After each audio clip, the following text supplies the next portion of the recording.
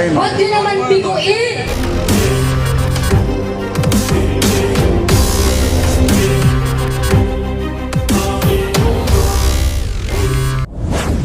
Malayang araw sa lahat ng mamamayang lumalaban at sa lahat ng ating kababaihan. Magandang araw sa inyo. Mga kasama, nandito tayo sa harap ng Supreme Court na dapat pinagkakatiwalaan natin lahat. Pero bagkus, yan po ang tinitignan natin at kala natin pinagkakatiwalaan natin. Kami sa kababaihan, kasama ninyo, nakikiisa sa panawagan na dapat i-convict, itisin ang magnanakaw na si Sara. Bakit? Marami siyang nilustay na kaban ng bayan. Alam niyo mga kasama, nakakalungkot na dapat ang pondo na yan ay ginamit sa lahat ng mga pangangailangan ng ating mahihirap na kababayan. Marami sa ating na walang hanap buhay. Marami sa atin na walang pagkain, nagugutom. Sa totoo lang mga kasama, dumaan ako yan sa atin ngayong umaga. Kitang-kita ko ang tunay na kahirapan ng ating mamamayan. Marami po ang nagkakalakal, talaga nakakaiyak at naiiyak ako nung dumadaan ako doon. Dahil bakit? Ang lalakas, ang kakapal na mukha ng mga nakaupo na maglustay ng kaban ng bayan. Pero tingnan nyo, pumunta kayo sa May Smoky Mountain, pumunta kayo sa Payatas, marami po ang hindi nakakain ng maayos na pagkain. Marami po ang pagkakasakit at marami ang nakatira sa tabi-tabi ng daan. Nakakaya ba natin tanggapin yung ganong kalagayan? Hindi po natin, sobra na, tama na ang mga kurakot na mga makaupo. Hindi lang si Sara, lahat tama si Calyoti, na lahat na nakaupo, sigurado tayo ay meron mga nilustay na napondo ng ating bayan. Kaya mga kasama, hindi po tayo titigil. Lahat dapat ng sektor ay magkaisa. Lahat ng organisasyon magkaisa. Magpalakas tayo ng kilusan natin. Magpalawak tayo upang tayo ang magpapasya. Nananawagan tayo na ang di na natin asahan yung Supreme Court na yan, yung Senado na yan, yung Kongreso na yan, yung Malacanang na yan.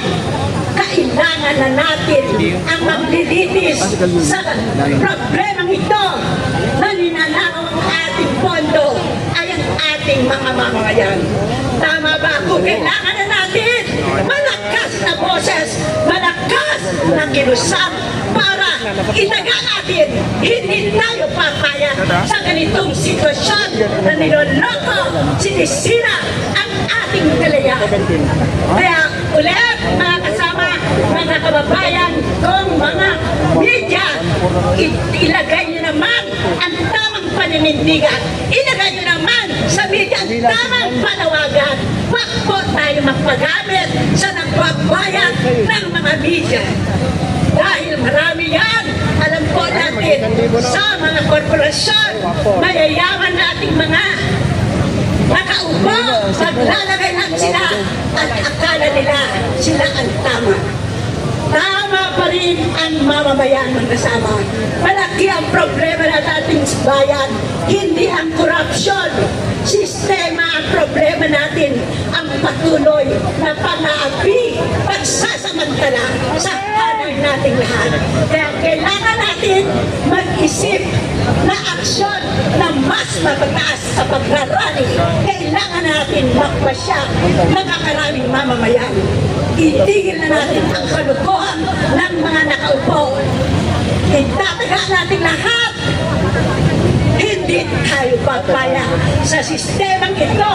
Kailangan na natin kasi itayo ang sistema na magpapalaya sa ating lahat.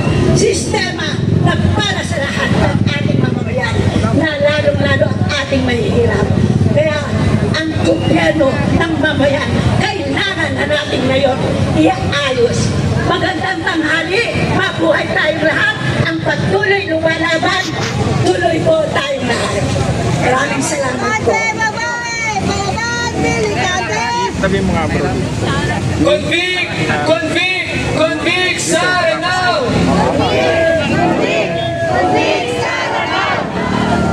Ngayon naman, tinatawagan natin si Sara Elago mula sa Gabriela Women's Party.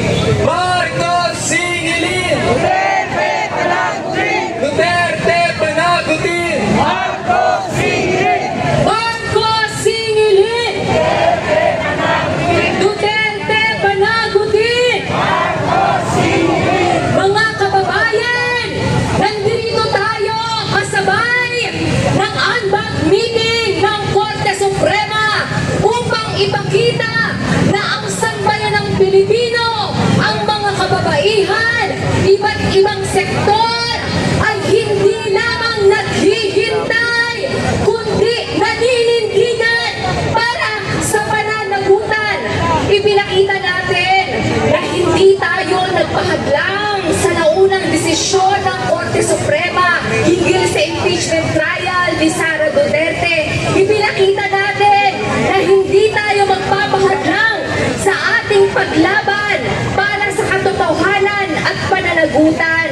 Ang ating mga kinatawan ng iba't ibang sektor, ang ating mga makabayang kinatawan sa Kongreso at mga representatives ng iba't ibang mga grupo naghain ng motion for reconsideration upang tiyakin na mapapanagot naman natin ang mga dapat managot.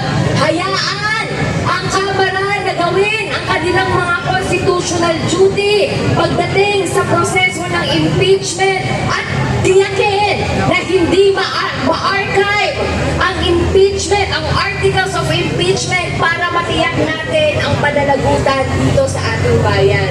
Ipinakita natin na hindi lamang tayo naghain ng motion for reconsideration, pati na yung ating mga kasulukuyang kongresista naghain ng motion for intervention. Pero ipinakita rin natin na sa lansangan, sa harap ng Senado, dito sa harap ng Korte Suprema, ay buong-buo ang resolve, ang pagkakaisa ng mamamayan para tiyakin ang accountability ng mga may kapangyarihan dito sa ating bayan. Kaya nananawagan tayo ng Korte Suprema, huwag niyo naman biguin ang panawagan ng taong bayan para sa pananagutan. Huwag niyong biguin ang mga kababaihan na nandito. Di ano?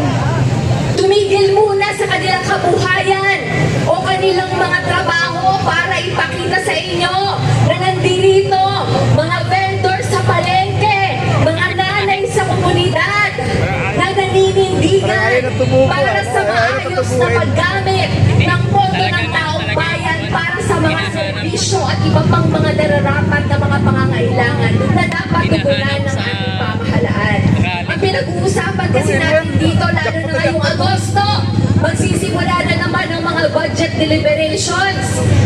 Milyon-milyon, bilyon-bilyon ang mga confidential at intelligence funds. Nandyan din ang nananatili pa rin